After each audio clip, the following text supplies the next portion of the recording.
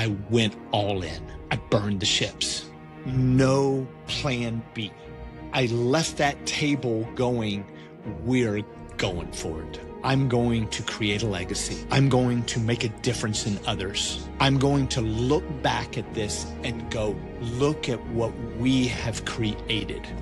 Burn the ships.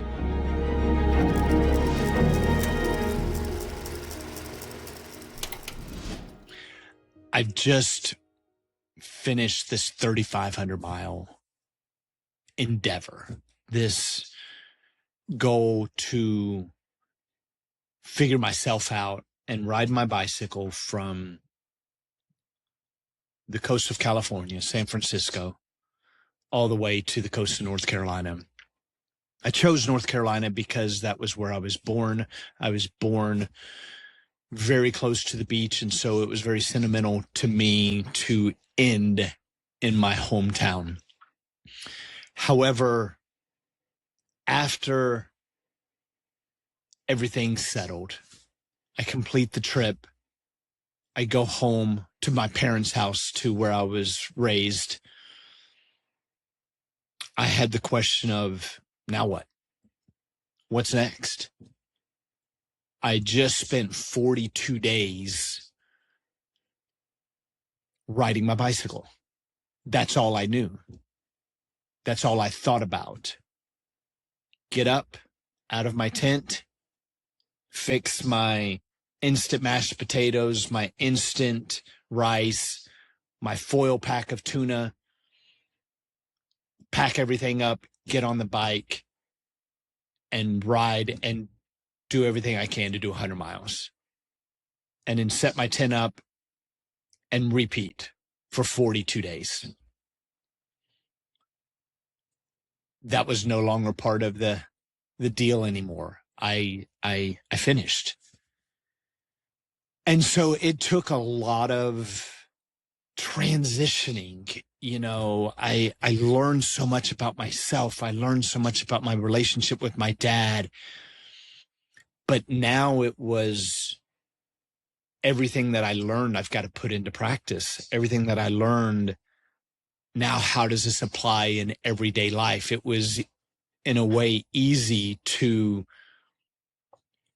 do that while I had the mundaneness of riding my bicycle all day long. And it was now time to go back and be a father. It was now time to go back and be a business owner and continue life as it was, with the hope that my mindset had made a shift. But what I purposed in my heart to do was to not go back to how things were, even how tempting it was and how much it was easy to do that. I put things in place to make sure that I would be motivated, that I would be encouraged, that I would be inspired. Every Wednesday, there was a live streaming show that I would tune into. It was called The Big Life. And the host was Carl Harvey. And he interviewed people that were super successful, that came from nothing, made something of it. And every Wednesday, I would tune in for an hour. It was free.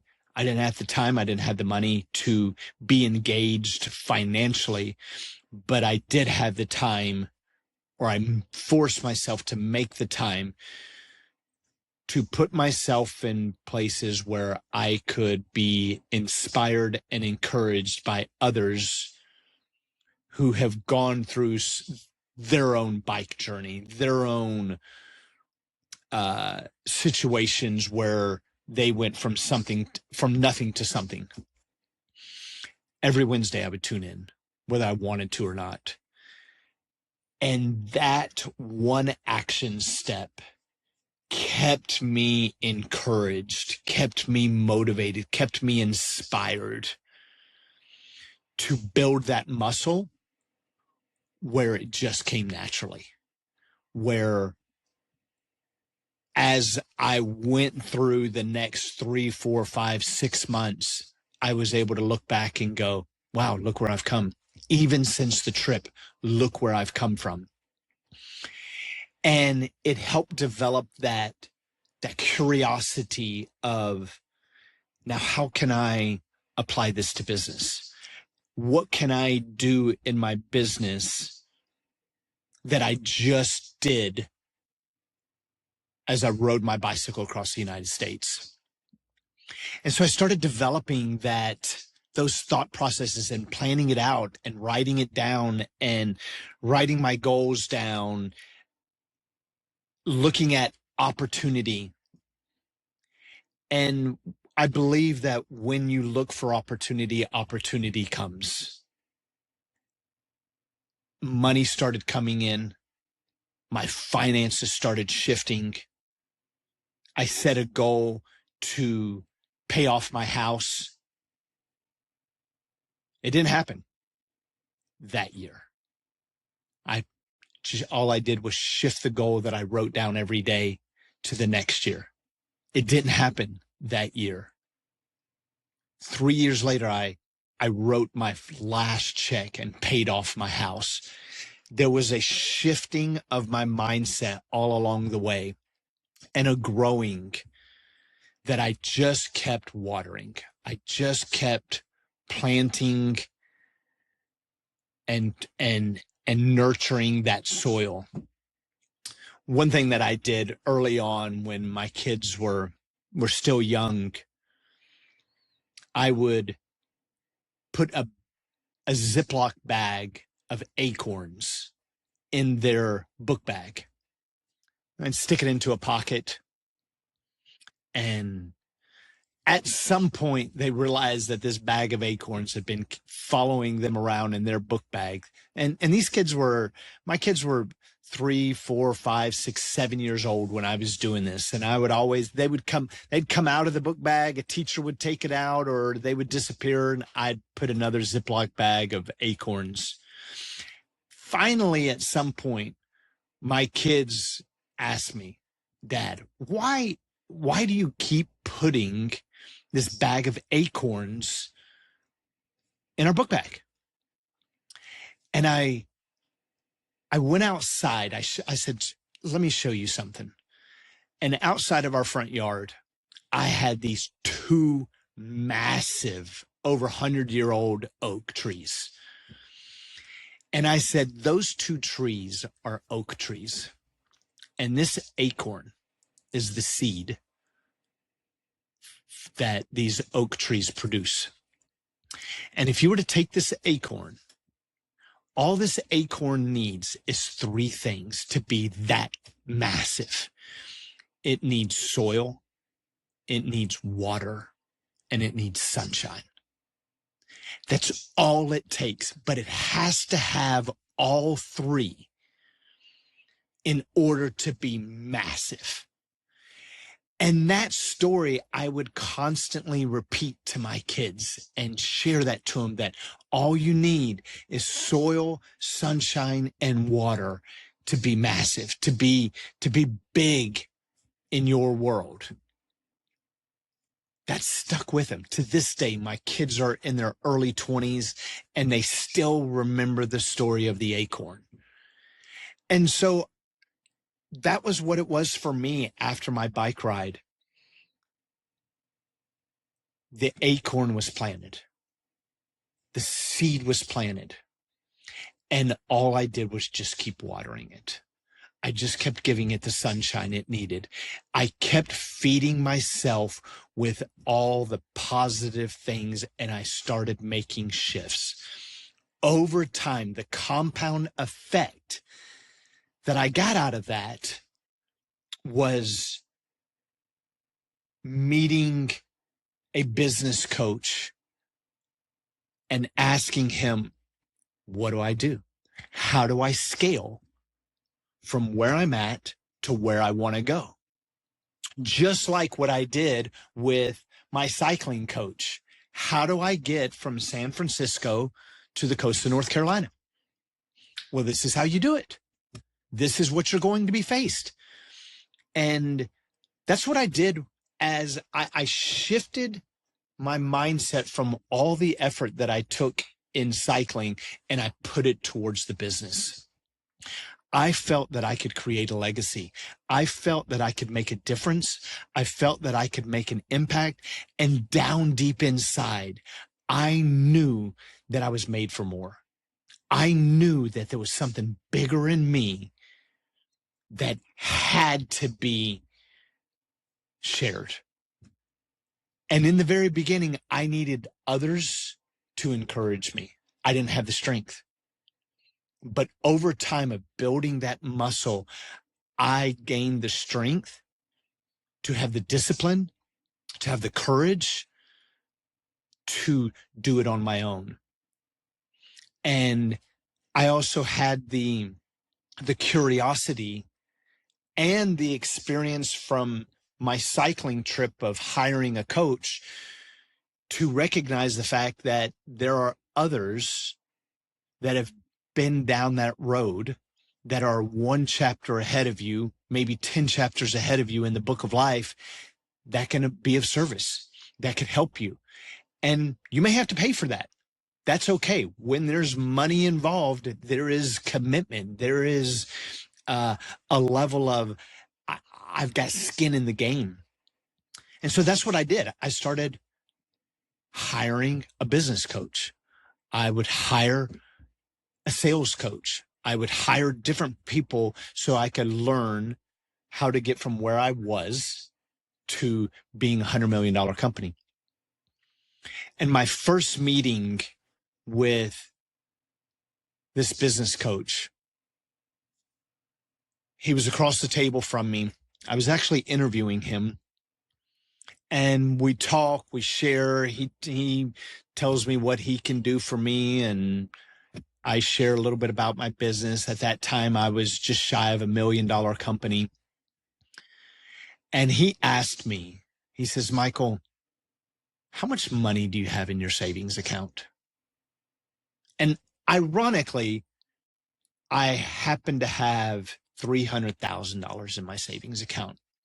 Not because I was a good saver, but because I paid off my home and I set those goals to get that paid off.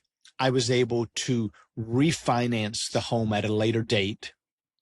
And I had this chunk of money to be able to start this new endeavor. So I had this $300,000 from refinancing my home. It was right at $350,000. And I told him how much I had. And he said, Michael, if I could quadruple that money in 1 year, would you give it to me? And I was like, sure, of course. Who wouldn't do that? If I give him 350,000 and in 1 year, I come back with $1.4 million, do it every year. And he looked at me straight in the eyes and he goes, so do it. And what he was saying was, if you trust me, if you give me your all, your business will produce more than 4 times. And in that moment, I had this visual of being at a poker table with all the chips and the cards and everything. And mentally, visually, I just pushed all the chips, all the money, everything into the center of the table. And I said, I'm in. And I did it. And from that point forward, I went from $1 million company to the next year 2.5, to the next year over 3, to the following year over 4, and has continued to grow since. But I went all in. I burned the ships. There was no plan B. I I left that table going, we're going for it. I'm going to create a legacy. I'm going to make a difference in others. I'm going to look back at this and go, look at what we have created. And so that's what I've been doing. I burn the ships. And so I want to encourage you. What are your ships? What are those things that you've got to do? I'm going to put that effort in. I'm going to sail to the island and I'm going to light those ships on fire. It's time to take that action. That's all I did after my trip. I just took action steps, and every day was an action step, just like my trip, just like my ride across the United States. Every day I took action. I didn't have to, although my goal was 100 miles a day, there were the days that were the 30, there were the days that were the 200, but there was no plan B. I burned the ships. So as you're listening to this episode, and this is our final episode of of the journey of writing my trip, from San Francisco to North Carolina, as we tie all of this in, it just was action steps. That's all it was. And from those action steps that were taken, the things that unfolded and the things that came about that I never knew would have happened, the doors that were opened, the opportunities that came from one road trip coming back from Wisconsin, that I made the decision to buy a one-way ticket. Burn the ships.